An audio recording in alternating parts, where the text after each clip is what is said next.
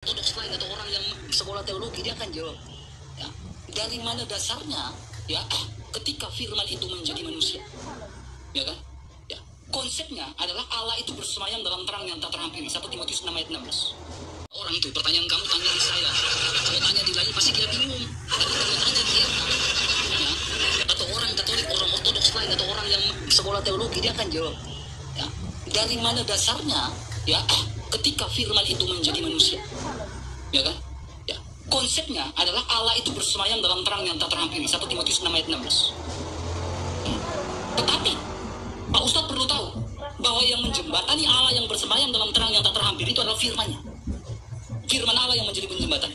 Makanya kita lihat di Pak Ustadz, saya nggak ambil di dalam kitab Perjanjian Baru, saya ambil dalam kitab Taurat.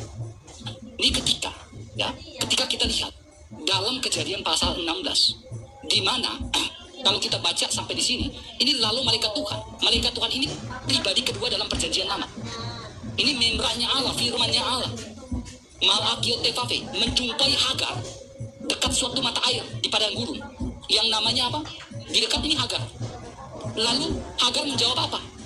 Ya Tuhan. Kalau kita lihat sampai ke bawah, lalu tempat itu dinamakan sebagai apa? El Roi. Allah, firman Allah berjumpa dengan Hagar sehingga tempat di Mamre itu dinamakan El Roi. Ya. Ini. Lalu kita melihat konteks di dalam Yahudi itu seperti apa? Ini dalam Targum Yahudi. Sehingga Targum Yahudi itu bahwa firman itu bisa berjalan. Bahkan firman yang berjalan membebaskan bangsa Israel keluar dari tanah Mesir. Lalu kita lihat dalam Targum Yahudi lagi. Firman itu yang menciptakan segala sesuatu. Firman itu yang gagah berani seperti seorang prajurit. Ini Targum Yahudi. Sehingga muncullah satu pandangan di dalam Yohanes pasal 1 ayat 1. Di mana firman itu menjadi manusia. Nih. Ini sebuah gambar filosofi.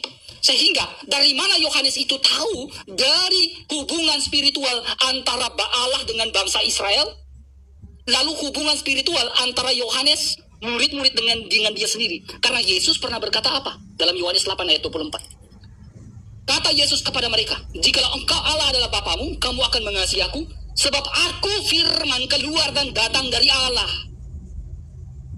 Yohanes menyaksikan apa yang diucapkan oleh Yesus Kristus. Sehingga kita tahu nih, firman itu datang keluar dari Bapa. Yohanes 5 ayat yang ke-17 dia mengatakan apa? Bapakku bekerja sampai sekarang. Bapa menciptakan, aku pun menciptakan. Karena kita bermula dari sebuah Kejadian pasal 1 ayat 1. Pada mulanya adalah firman. Firman itu bersama-sama dengan Allah. Dan firman itu adalah Allah. Pada mulanya Allah menciptakan langit dan bumi. Bereshit bara Elohim. Jadi itu sumber dari Yahudi dan Targum Yahudi. Jelas saya menjawab itu. Saya memaparkan karena ada orang Kristen di bawah yang nonton. Secara singkat. Ya.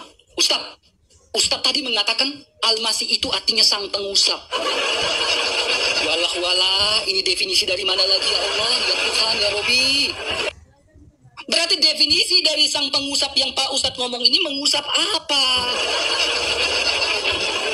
Karena menurut paradigma Yahudi dan kekristenan, Al-Masih artinya yang diurapi, bukan sang pengusap. Usap apa? Ini berbeda.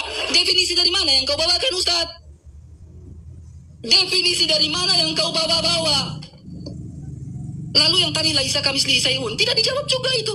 Pak Ustadz. Nih, Pak Ustadz perhatikan Pak Ustadz.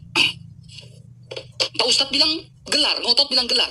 Tetapi dalam Al-Imran ini dia bilang nama. Pertanyaan saya, apakah ini harus direvisi? Ini pertanyaannya, bukan ditafsir ya. Apakah ini harus direvisi? Pak Ustadz bilang gelar, sementara ini bilang nama. Apakah harus direvisi? Apakah harus ini direvisi, Pak Ustadz? Pak Ustadz ngotot bilang gelar, tapi di sini bilang nama. Terjemahannya bilang nama. Apakah harus direvisi? Walah, Pak Ustadz. Sudut pandang Anda tentang Al-Masih ternyata beda jauh dengan sudut pandang orang Yahudi dan kekristenan. Berarti fondasi Allah kita berbeda, karena sudut pandangnya berbeda. Apa? Jawab itu Laisa Kamis Lisaiun itu belum dijawab itu Ustaz. Saya udah jawab itu pertanyaan kamu. Jangan bengong Ustaz. Aduh. Oh habis ya waktunya ya. Jangan bengong. Kok bengong sih Ustaz? Udah. Oke. Apa lagi? Jadi ya teman-teman ya, bukan saya bengong tapi lucu dan menahan tawa sebenarnya dari tadi ya. Aduh. Mungkin nanti dibilang tidak berdata kita ya teman-teman. Isa Al-Masih disebut sebagai pengusap, ya, karena memiliki mukjizat mengusap, ya. Astagfirullah. Terus ini ya gelar Al-Masih. Dari mana nama pula? Dari mana RK? Kenapa kau bingung sendiri gitu loh? Gelar di sini jelas-jelas dituliskan Al-Masih, Mesias, Kristus. Kenapa kau bilang nama di Al-Quran itu? Baca, kau baca ya, baca ya. Nah, menyembuhkan orang sakit, buta, bahkan membuat orang mati hidup kembali. Ini aja definisinya Nabi Isa Al-Masih. Ini menurut Al-Quran ya. Nah, kalau di Kristen atau di Yahudi saya nggak tahu. Kan katanya apa? Mesias yang diurapi. Kan kayak gitu. Al-Masih disebut sebagai pengusap karena dari bahasa Arab. Gimana sih ini ya. Udah saya bilang dari tadi, kata masaha yang menjadi asal katanya Al-Masih ya memiliki arti mengusap. Astagfirullah. Dasar. Jadi kalau kau pemahamannya definisi kau jangan dipaksa ke definisi Islam ya. Islam itu memahami mukjizat, dari mukjizatnya dia mengusap ya. Dia menyembuhkan orang berpenyakit kusta dengan cara mengusap. Nah kayak gitu RK. Sehingga dia diberi gelar, bukan diberi nama pengusap, bukan. Dia diberi gelar sang pengusap ya, Sang Al-Masih. Bukan diberi nama sang pengusap. Apa coba? Astagfirullah ya teman-teman. Heran loh saya rupanya sama Kristen ini. Apa ya? Bawa Al-Quran tapi nggak paham gitu loh, nggak paham. Tadi firman aja, kata benda, kata sifat, kata kerja. Bukan semuanya masalahnya. Karena firman nggak ada di Al-Quran ya. Ditunjukkan Ali Imran 45 kan kayak gitu. Astagfirullah, ada aja ke RK ini. Terus Al-Masih kau tunjukkan pula terjemahannya. Ini nama katanya. Kalau ada gelar kayak gini ya RK ya. Kalau ada gelar kayak gini, kamu kan sering dengar tuh ya. Ibaratnya saya kasih gelar Al-Muhsin. Nah kayak gitu. Yusuf Al-Muhsin, Al-Muhsin Yusuf. Apakah Al-Muhsin nama saya? Bukan gelar saya itu. Ya, begitu pula Al-Masih. Al-Masih Isa, kan kayak gitu. Isa bin Maryam. Jadi gelarnya Al-Masih namanya adalah Isa putra Maryam. Jangan kau paksa ya bahwa Al-Masih itu nama. Menurut Kristen aja gelar gitu. Macam mana pula kau? Heran, ini bikin sesat Kristen juga RK ini rupanya ya. Sudah kagak paham ilmunya, ngotot pula kan kayak gitu, cengar-cengir dia. Jadi kayak gitu ya teman-teman. Nah berkaitan tentang pertanyaan saya belum ada jawaban pula RK ini ya. Bagaimana cara menyatukannya ya antara di surga, langit dan sungai Yordan. Bisa dibedakan tapi tidak bisa dipisahkan. Sekarang kutanya cara penyatuannya kayak gimana? Sampai sekarang nggak ketemu saya jawabannya itu. Ya, terus juga RK tadi mengatakan bahwa dari mana Yohanes itu melihat firman jadi manusia. Saya tidak minta dari dia dengar perkataan Yesus. Karena apa? Dia berani menuliskan firman jadi manusia, artinya dia melihat kejadian tersebut. Ya. Dan ingat di Matius 4 nomor 4, semua manusia hidup dari firman, bukan cuma Yesus. Lalu kayak gimana konsepnya, RK? Firman itu berjalan, punya kaki gitu. Yang di perjanjian lama yang kau tunjukkan itu, ya, yang kau tunjukkan itu kan dia melihat, ya, firman itu berjalan. Nah sekarang ku tanya, konsepnya Yohanes ini kayak gimana? Melihat kejadiannya firman itu berubah, itu tanggal berapa? Kayak gitu, jangan zong dong lah. Ya, tolong dijawab dengan jelas gitu. Apakah itu nama orang atau seperti apa jadinya? Heran saya, ya. Heran. Coba jawab dulu gimana cara menyatukan Tritunggal itu, silakan. Silau, teman-teman. Oh, silau atau tertumbuk Ustaz? Jangan sampai tertumbuk gitulah Ustaz. Mana ini? Jangan tertumbuk Ustaz. Ustaz jangan. Kalau bikin kayak gini, aku nunduk kayak gitu. Enggak juga kan? Oke Ustaz, oke. Kelihatannya aja, bentar aku cari remote AC ku. Bentar. Ustaz, ayo. Tunggu. Silau banget. Oke, terima kasih Ustaz. Jadi gini Ustaz ya, saya pikir kita udah 1 jam berlalu ya. Tapi di sini saya juga waktu sudah jam 10. Ya. Tapi gini Ustaz ya, Ustaz membawa definisi dari Mesias ini artinya sang pengusap. Ustaz, kata yang Ustaz bawa itu dari mana? Kalau hanya googling kayak gitu langsung keluar tuh di atas. Siapa yang tulis? bahwa Mesias itu artinya sang pengusap. Sumbernya dari mana? Halaman berapa?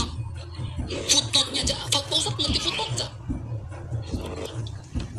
Ini tulisan siapa yang mengatakan Mesias itu adalah sang pengusap? Standarnya dari mana? Jangan hanya asal bukti, lalu keluar di atas, pencarian di atas, lalu dia artinya sang pengusap. Nggak bisa gitu, Ustaz. Itu bukan diskusi ilmiah. Nah, ketika Pak Ustaz tanya Mesias itu apa, saya mengambil sumber dari pemikiran rabbinik. Atau Pak Ustaz cek dalam capat.org atau dalam Sefaria, itu sumber orang Yahudi.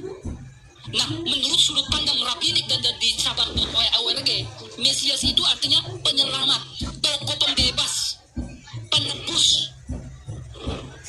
Lalu Mesias itu apa? Mesias itu diurapi dari keturunan Daud, dari Yehuda, sesuai Kejadian 49 ayat 10, janji Allah Kejadian 3 ayat 15. Mesias diutus, tongkat kerajaan tidak akan berkesudahan, Kejadian 49 ayat 10, dari keturunan Daud. Nah, itu Mesias. Ini sumber dari rabbinik, pemikiran rabbinik, bukan sumber dari googling, Pak Ustadz. Semua gitu anak TK nggak bisa jadi pendebat. Anak TK bisa jadi pendebat kalau Pak Ustadz sumbernya pakai googling, bukan diskusi ilmiah itu, Ustadz. Saya nggak butuh yang diskusi kayak gitu. Kalau googling gitu saya juga bisa. Tunjukkan sumber Yahudi, bukan sumber-sumber yang mana-mana. Masa googling kayak gitu, kagak bisa. Kemudian Ustadz bertanya kepada saya, pertanyaan saya nggak dijawab tuh. Saya bawa hadis tadi, saya bawa surah tadi. Apakah Allah itu tidak serupa dengan makhluk, sifat dan fisik? Nah, kenapa ada hadis Allah punya tangan? Belum dijawab. Sifat itu belum dijawab, Ustadz. Kok jangan Ustadz dengan saya. Jawab dulu. Saya dari tadi jawab pertanyaan Ustadz. Lalu Pak Ustadz tanya, dari mana Yohanes itu tahu? Nah, inilah kita berbicara tentang kesaksian spiritual antara Allah menurut buku yang saya baca, George Kitchenberg, ya. Judulnya Allah Menggugat, mengatakan apa? Ketika kamu ingin mencari tahu tentang Allah, berarti kamu melihat hubungan spiritual antara Allah dengan bangsa Israel. Allahnya Abraham, Allahnya Adam, Allahnya Nuh, Allahnya Musa. Bahkan Adam saja bertemu dengan Allah, dia mendengarkan jejak langkah kaki Allah di taman itu. Ini hubungan spiritual, itu membranya Allah, firmannya Allah, teofaninya Allah. Allah bertemu dengan mereka semua. Kemudian hubungan spiritual Yesus Kristus dengan murid-muridnya, khususnya Rasul Yohanes. Bagaimana mereka Yohanes itu punya hubungan spiritual dengan Yesus Kristus, yang adalah firman Allah. Punya hubungan spiritual, sehingga Yesus mengatakan bahwa aku keluar dan datang dari Bapa. Karena dalam Yohanes 10 ayat 28, sebab aku dan Bapa adalah satu. Bapa bekerja, aku pun bekerja sampai sekarang, Yohanes 5 ayat 17. Karena apa? Ada bukti-buktinya. Yesus melakukan pekerjaan-pekerjaan dan nubuatan-nubuatan yang tertulis dalam kitab Taurat, kitab para nabi dan kitab Mazmur. Semuanya harus digenapi. Yohanes pasal 5. Sebab semuanya harus tertulis tentang aku, digenapi. Harus tertulis tentang aku. Nah, jadi kalau bilang hubungan spiritual, Yesus sendiri, Yohanes sendiri yang mendengarkan kesaksian itu dan menurut sepemikiran dengan targum-targum Yahudi. Firman itu berjalan. Sehingga dalam Keluaran pasal 23, itu firman itu berjalan menuntun bangsa Israel keluar dari tanah Mesir. Ada.